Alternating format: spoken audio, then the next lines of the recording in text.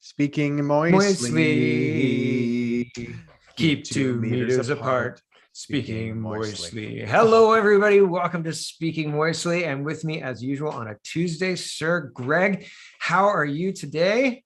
I'm doing What's going on, man? fantastic. I'm caffeinated. We're getting some nice weather here, and I've been enjoying that. Yeah, it's nice today. It's starting to turn here. It's starting Hmm. to get cloudy and stuff. Yep. But yesterday was absolutely, you can feel the nip, like you can feel the chill in the air, but it's beautiful in the sun. In the shade, I had my coat on. I was like, ooh, it's a little cold. Glad I have a hood.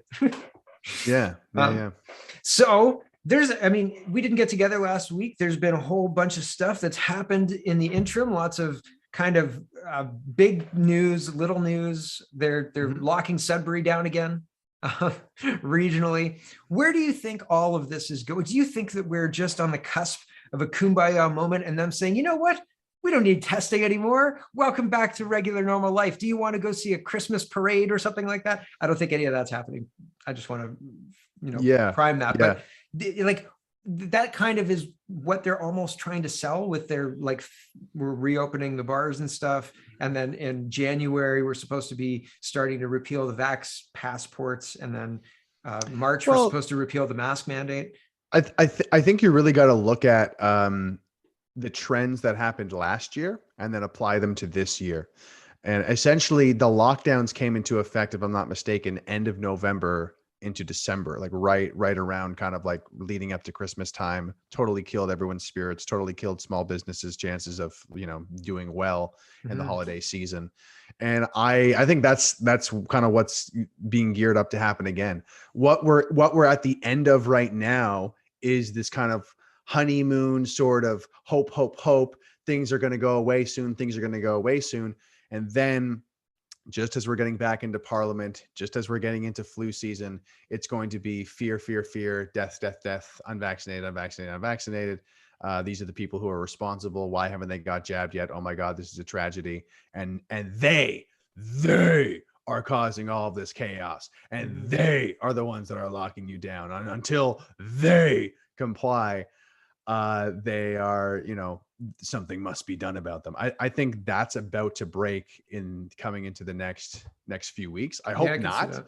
that. That's really like, I'm really hoping that's not the case, but I'd be actually super surprised if that didn't happen though.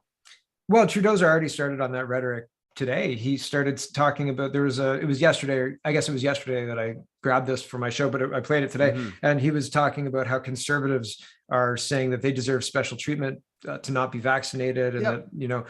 and that it's not special treatment that they're requesting. It's to be, before 2020, or even 2019, whatever, 2020, when this whole thing started to go bonkers, I don't think that somebody requesting to not be vaccinated would be a big deal at all. Like if you had an unvaccinated from measles, mumps, and rubella kid in your class, Yeah. this was not something to be worried about. Like you weren't worried that they were going Yeah. to spark a measles, mumps, or rubella outbreak in your class or something to that effect. And Yep. and what they're trying to breed, and children and people are really buying into it, are trying to. Children are buying into it. You Well, don't yeah, say but that. We're children. They also buy into Santa Claus, guys. Don't well, forget. but it's the propaganda, it's the 24/7 Right. Right. advertisements and that kind of stuff that But is this is why it's such an evil thing. It's like, oh, children are buying into it. Yeah, they also believe in Santa Claus. Like they will right. buy into anything you tell them. Right. Well, there are people in like grade 5 whose last regular year of school was grade 3, right? People in grade 6 whose last regular year of Yeah, school was grade that's 4, right? So like the fundamental poor kids, man. disruption and changing of people's regular habits is underway, and people are adapting to it, and it's a really interesting thing because it's not necessarily better, and it doesn't do what they like. All of these measures, all of these changes that we've done to our society, like, have they meaningfully impacted the case counts? Can you show how? Like, No, right? Like, no. It's yeah, and things continue to slowly but surely get worse. And this kind of it's this regular routine of fear mongering now. And people talk about, oh, there's going to be this big cataclysmic event where the power goes out. It's going to be a dark winter, and like, oh, there's going to be civil war. Like all these people have these crazy ideas of these big events that might happen. But I I tell people, I think it's going to be a slow decay. I think the slow decay is going to continue because, they have, as long as the majority of people are beholden to whatever the media says, they already have the power. If they have the hearts and minds of the majority of people, they hold the power. You don't even need to vote, hardly, because they will Well, go along with whatever the talking heads say. And as long as that's the case yeah. in Canada, then they don't need to do any sort of chaotic event. Yeah. Today the newspaper CP24, I think it was, but it was picked up from like CTV, I'm sure, Uh-huh. was saying that the majority of Canadians agree with the promises that are being made by Trudeau's climate 300 large climate entourage in Yeah, COP26. And since like this is a minority parliament with like yeah, Alberta, right? Like yeah, even if you just like kind of discounted, yeah. there are people who don't agree with what's going on, and just kind of minimizing that in the media. It's a weird coalition of NDP and, excuse me, the Liberals and the media. It's not necessarily the Liberals and the Yeah. NDP, the coalition, that's the really scary one, although they'll use that coalition to push Mhm. legislation. Yeah, and at this point, any conservative talking head or otherwise they continue to give these sort of excuses or give them the benefit of the doubt of like, well, they just believe that this is the right thing to do, or they just think that this is, well, this is reasonable in their case. And it's like, we're watching our country be destroyed like brick by brick. Yep. You know what I mean? Like, Yep. that's what we're watching right Yeah. now. Yep. And everyone's just kind of sitting by, and because the media is essentially propping them up, underlining everything, putting an exclamation point like after each policy, Mhm. it's absolutely horrible to watch. And I think that, it's the fake opposition that's really killing us, because it placates so many Canadians and say, oh, well, look, oh, Aaron O'Toole said something on Yeah. Twitter about this. Oh, wow, Jason Kenney says he's That's upset good. with this. And there's so many examples of this that just get me so upset. Like, I want to like the guy, but I really don't think he does anything. No. And Yeah. like, But yeah. I hate to call him out, but like Dan Kelly of the CFIB, Oh yeah. which is I like called Dan. I couldn't the follow him small anymore. businesses. I Yeah, couldn't follow I him think I anymore. unfollowed him too. Yeah, I was like, I it's always represent the same, Dan. I represent small businesses in Parliament. And Yeah. it's like, well, I don't think there's anything wrong with any of the decisions that the government has made, but this is really tough for us small businesses. Yeah. It's like, what have you, Well, how I is this mean, helping? at How a is this certain, helping anyone? You when do this there's thing where you're like, I'm fighting for you by not challenging tyrants. anything, So yeah, it's, what are you doing then? You're yeah. essentially giving me a little pacifier. You're giving people a little something to suck on.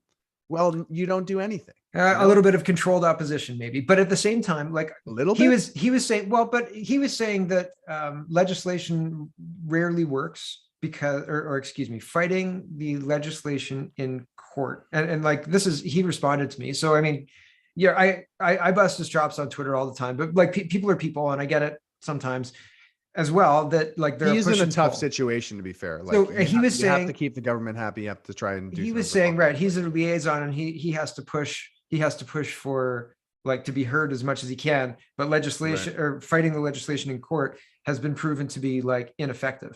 And then Dan Kelly, no, not Kelly, Skelly, Adam Skelly happened, Mhm. and he was like, and I thought, yeah, was he right the whole time? Is it a better strategy to play ball? And like, I don't necessarily think it is, because like the full on destruction is happening, right? Like Yeah. the total, This is uncharted territory.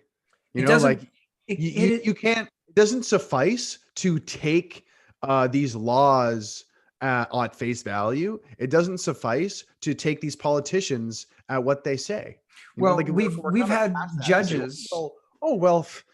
Doug Ford says he's working hard for us. You know Yeah. what I mean? So let's not worry about it. And Yeah, it's but like, we've had we're past judges that. that won't, like, I mean, in the excuse me, Adam Skelly case, in the Adamson barbecue case, the judge wouldn't rule on the Oakes test, on the constitutionality of this whole thing. Like, in Mhm. order to invalidate constitutional rights, any kind of law has to be in harmony with the charter, and if not, if there's a violation, then it has to pass the Oakes test.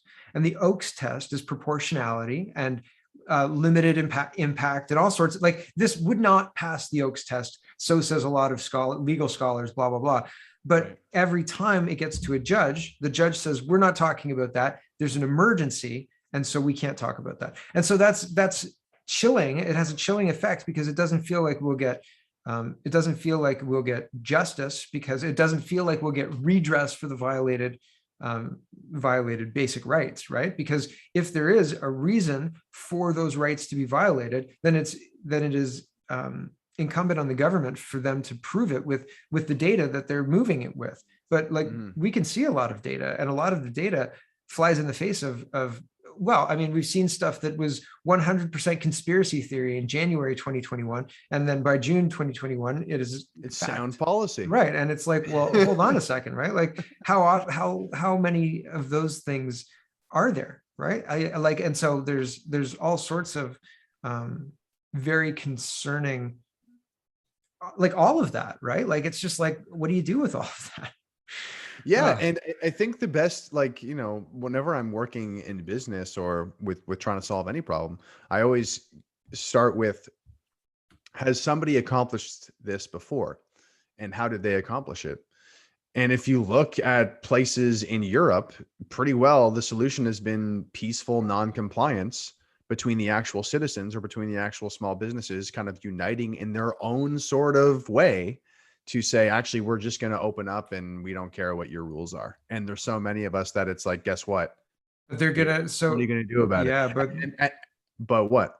Well, we let them build the infrastructure to enforce these policies, right? Like, yeah, but dude, if you have hundreds of restaurants who are defying the rules, you can't send a bylaw officer to every single one of them. You could start to do that, but it would start to get absurd. You would backlog with so many bylaw things that you have to enforce. Yeah. And it's like, we can't do this. I guess we're actually going to change the law now. But I'm interested to see what happens in Sudbury. Like Sudbury, I was talking about it on my show this morning, that Sudbury got 18-page, Sudbury businesses got a communication from public health that was 18 pages long. And they said, we're going back to the stage 3. And it's like, our businesses going to be like, awesome, like, we're going to do this. Like, do you think that they're going to do that or not? And then later on in the article, it says the enforcement's part of their toolkit. And like, I know that they're like a guerrilla, right? Like, they charge and then, they don't actually attack, right? Like, it's an intimidation move. But there's a lot of places that fold for that. Like, there was a business in Guelph, and they reached out to me because it was before the election, and they wanted me to be a candidate and whatever. But they reached out to me, and they were standing up and saying, like, we're gonna violate this edict because we don't think that you have the authority to do this. And then they basically were told, like, as the city allows, we're basically going to levy every fine at you. We're going to bankrupt you unless you don't do what you say you're going to do.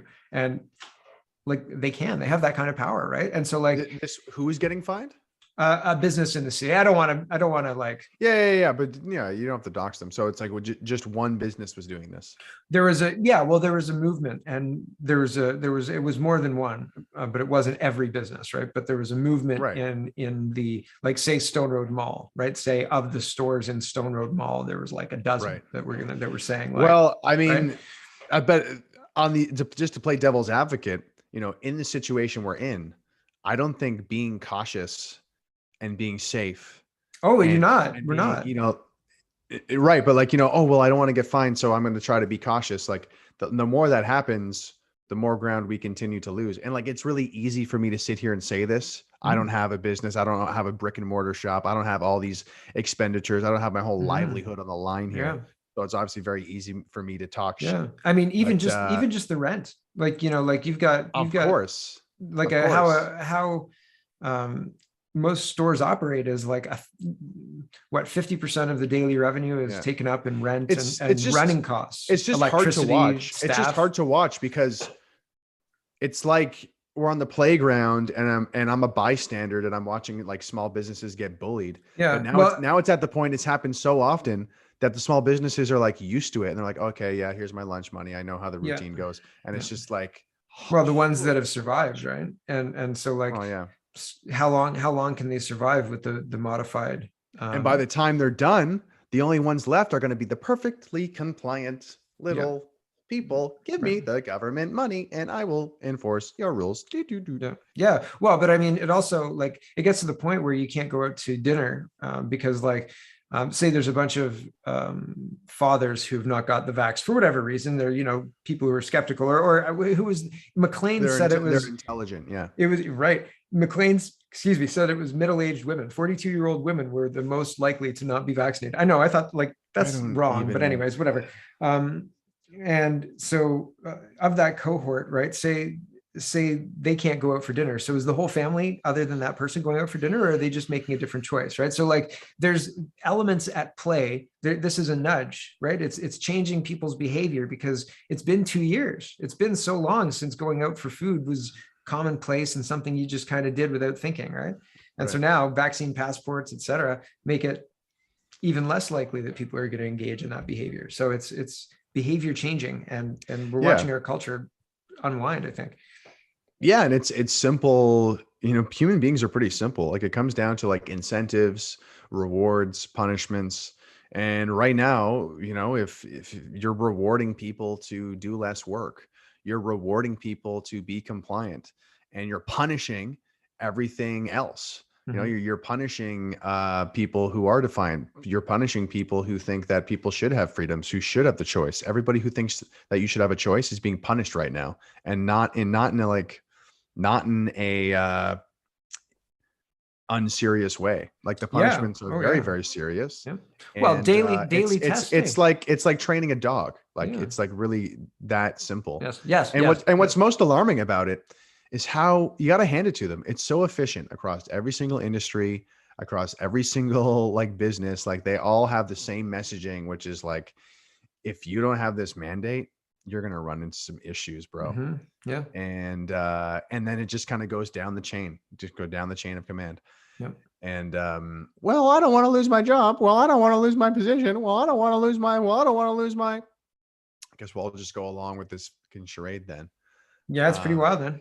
But I think it's deeper than that. I think and I think that the government is doing a bad job at doing what it's supposed to be doing. And what it's supposed to be doing is supposed to be standing up for your rights, like your right to say it's my body, my choice, right? You got that backwards, man. Oh, sorry. Their job now is to take away our rights. Oh, wow, right. Noticed. They're doing a fantastic job, by the way. I did notice. Yeah, that's you have that inverted. You have to switch everything now. Man. Everything that Trudeau says, you got to flip it. You got to go. Whoop. Remember that clip? He's like, as if conservatives. Can you believe conservatives are entitled? Yeah. Can you believe they're entitled? It's like, did Justin Trudeau just talk about entitlement? The affect on him as well. He was very animated. Like he seemed different than he usually is when he speaks. Anyway, regardless of that.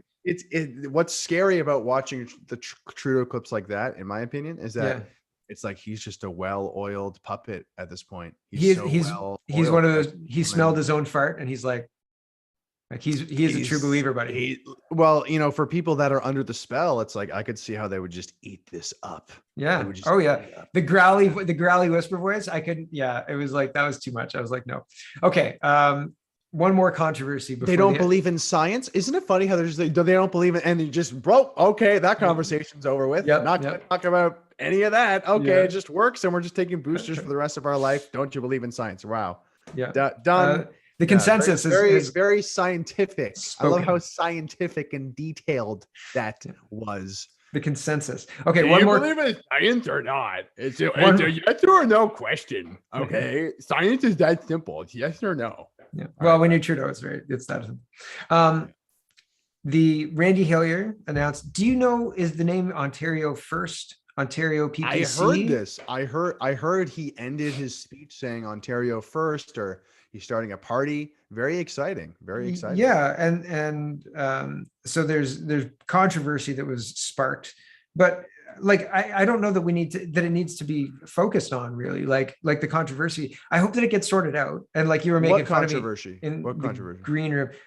New Blue Party was upset about Randy Hillier starting a new party. Apparently he said that he wasn't interested in starting a new party, so blah blah blah blah blah. But anyway, there's a new party. I don't know if it's Ontario PPC party or if it's new Ontario First Party. I don't know.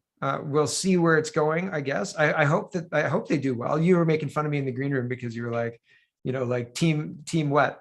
And it's like, Yeah, yeah. What team are you on? Are it's you on not, Team Blue or are you on Team Hillier? well, it's not about, I mean, I want something that's going to satisfy people who all seem to want the same thing, Milk right? toast I centrist. know, man. Stop it with this milk toast. Andrew I Scheer want is it. so In the good green at room, that. Mark was like, I want everyone to do well. There can be only one leader. We must get behind one leader and win. And then we have to get rid of the other one and feed them to the dogs. I'm kidding, of course. I mean, that's an issue. I mean, that is kind of how politics is done in Ontario, isn't it? Like, it is. And if you look at the right, and this is a great example that we should be referencing this all the time. Any conservative who's serious about politics should be referencing the Trump playbook. And people say, well, we're not Canada. It doesn't matter. Okay. Like we are Canada. Sorry, we're not US. I mean, sorry. But if you look at the rise of Trump, if you want to know more about this, watch Get Me Roger Stone on Netflix.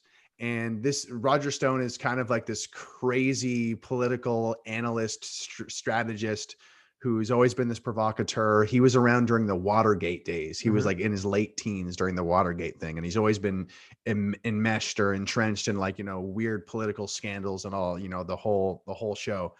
And essentially, Trump was totally an outsider, totally this like random no way you're going to make. And then slowly but surely, he chipped away at every Republican opponent until he got up to like Ted Cruz and whatever. And he systematically kind of just chipped away at every single person ahead of him until he was the head guy.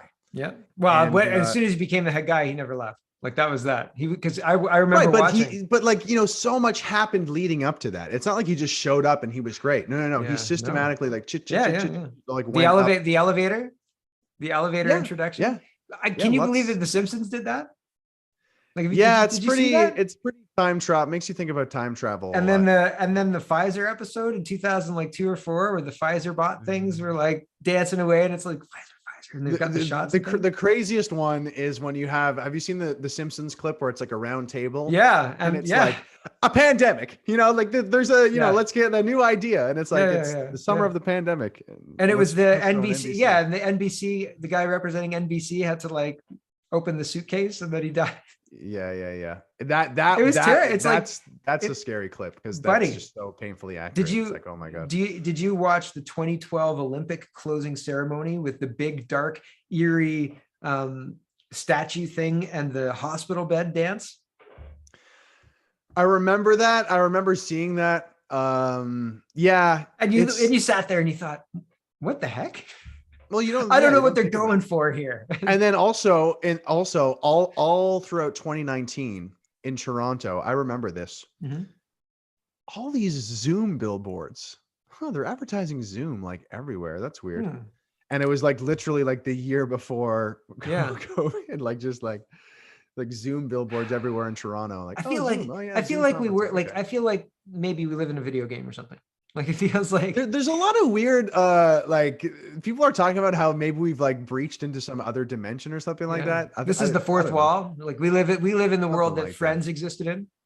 Yeah. I personally, throughout everything that's gone on, I'm definitely so open-minded to like esoteric things now of like you never know. I'm open to like natural health now and all this sort of stuff. Do you remember the beginning of Ghostbusters?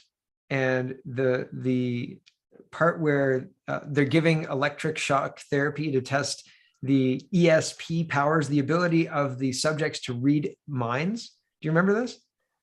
No, but that's some MK Ultra stuff, dude. So Venkman, Peter Venkman, one of the main characters, I guess, is like he likes the girl and doesn't like the guy. So there's a girl and a guy, and they're trying to read his mind, and the guy keeps getting it right and he keeps zapping the guy, and the girl keeps getting it wrong, and he's like, man, you are psychic as HE double hockey sticks.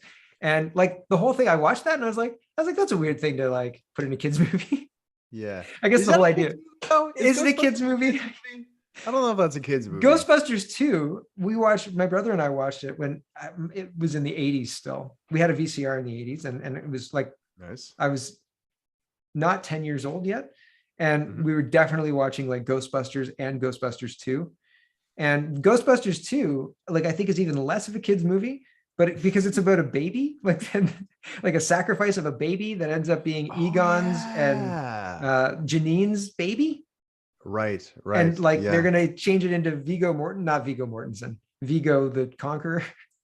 Right. Right. Right. Right. Anyway, weird. I mean, You know that plot very well. dude, do you know? I mean, Howard the Duck is also a movie that is not. Don't watch Howard the Duck, or let your children watch Howard the Duck. It is not a children's movie, despite it being a duck. Got it. Write that down, guys. It's like Write that like down. Adult Swim. Like it's like, oh, it's a cartoon, so it's like watching Family Guy and then like realizing that it's probably not appropriate for like a 10-year-old.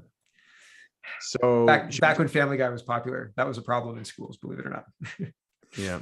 Should we what should we talk about now? Um, Remembrance well, Day is coming up. Remembrance Day, yeah. Well, I was going to say we could finish on the Ontario controversy, but I guess we kind of got off that topic, didn't we? Let's finish on Remembrance Day then. Yeah, I mean, no, we can go back to that. No, we can finish on Remembrance Day. Okay, sure. Did you hear that there were a couple of towns that have segregated services? So vaccinated people need to be masked outside together. Unvaccinated people can be can be unmasked inside. Unmasked, Yeah, I know, right, yeah, right. But it's the way you think it is. It's bad as it could be. I'm so over it.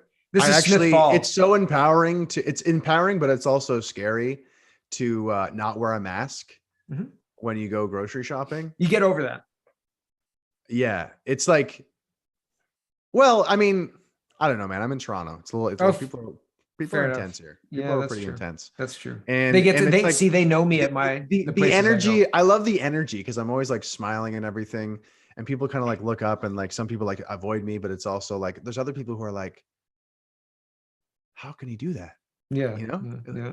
Wow. Yeah, it's an interesting. There was a period of time where, and I mean, like, you can feel it, right? Like in your body, you can feel it, like other people's anxiety, other people's like, sure. and like whether or not it's your perception of involuntary movements when you get noticed, or who knows, like what constitutes our ability to do that. Yeah.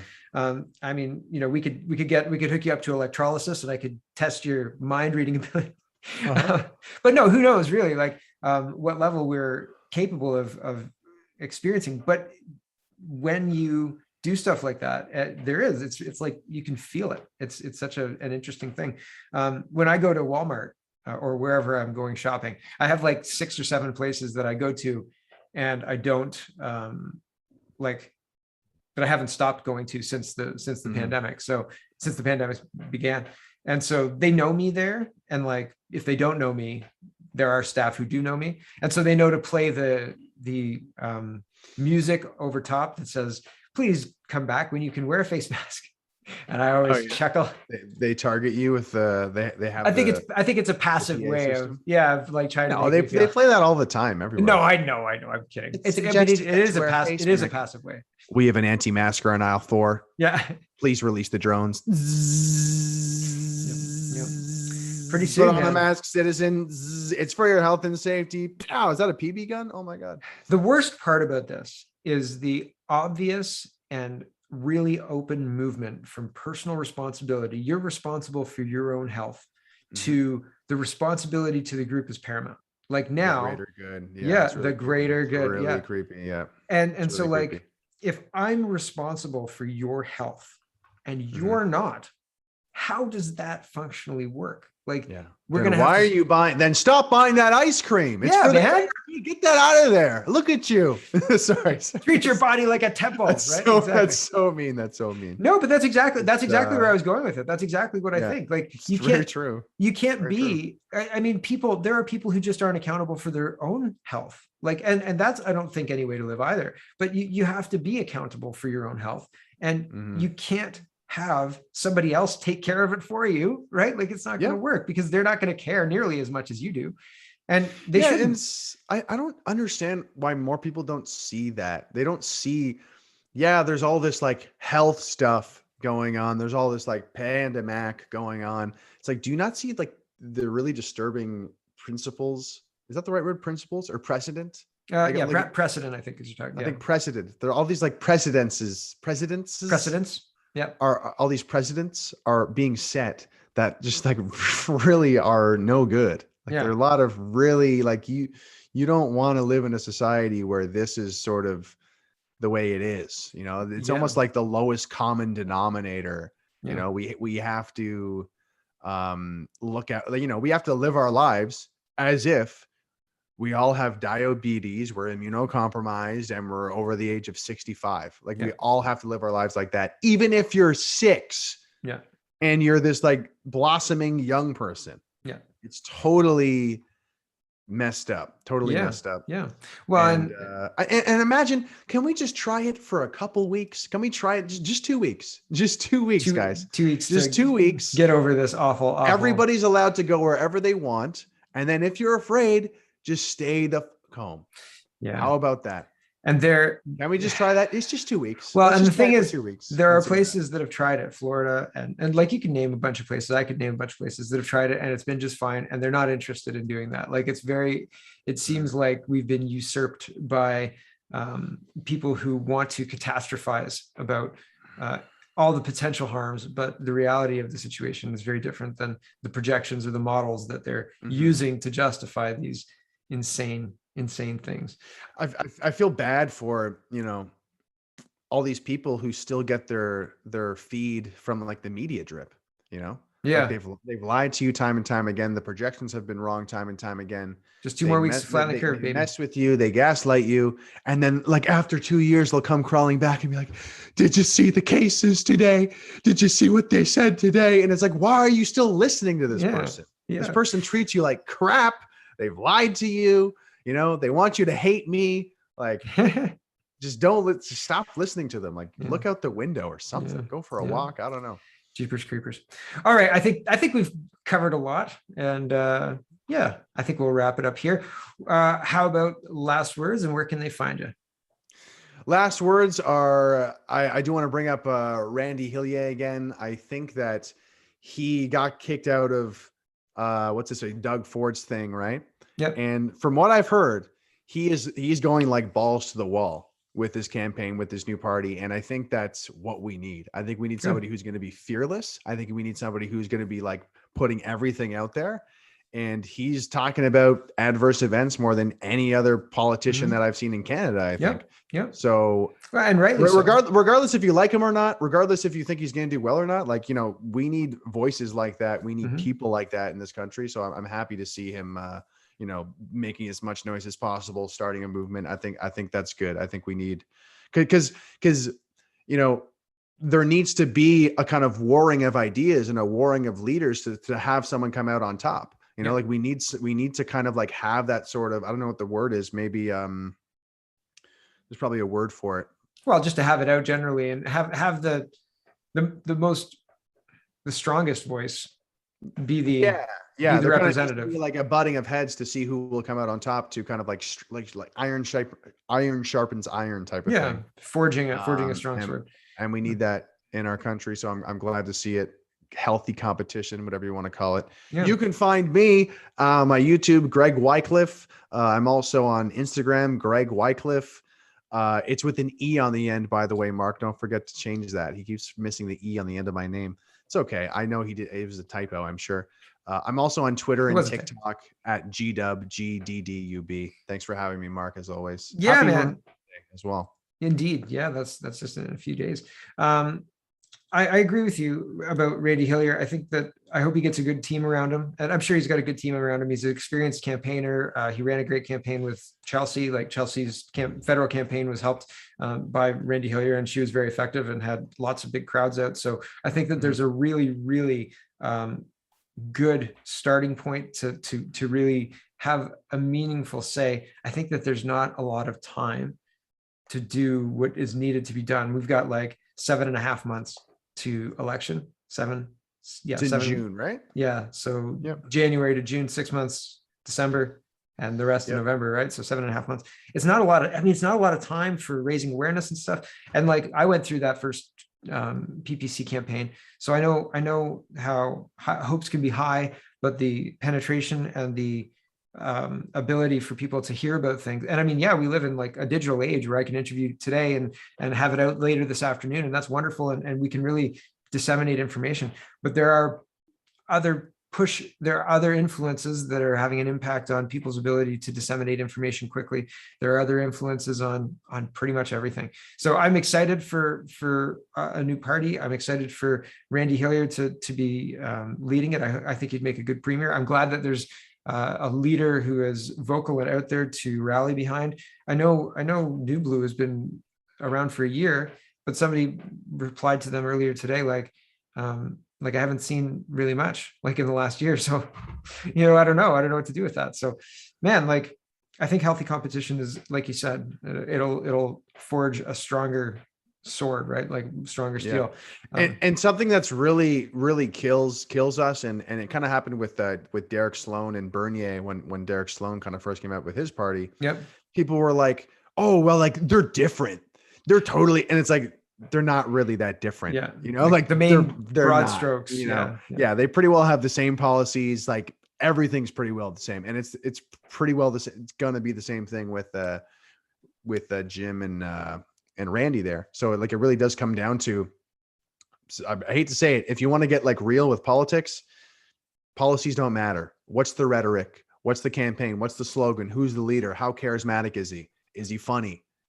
Like what is he tweeting? Like what's his, like, is he popping off on social media? Mm-hmm. Is he throwing huge events? Like it is a popularity contest, folks. Yeah.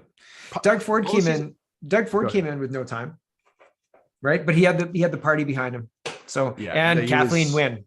Yeah, so he was installed. He was perfectly installed. Well, I mean, it's effectively. Yeah, he was lobbed a softball and like given a big bat. Folks, my friends, folks, remember my dead brother? Hey, I'm like just like him, except more corrupt of a. Oh, that's very good. That sounded a lot like him. Good job. Okay, maybe I'll do a parody on him next. Maybe you should. All right, you can find me at all the usual spots. CanadaPoly.com, CanadaReport.co is my scratch pad where I put all the ideas for my show and other things that I've done, and interviews that I've done on SpeakingMoistly.co, including mine and Greg's back catalog and other notable interviews, including Chelsea Hillier and Maxime Bernier, et cetera, et cetera, et cetera. So you should check those out. And thanks for watching, everybody. Greg, hang out in the green room, and everybody else, thanks for watching, and we'll see you next time.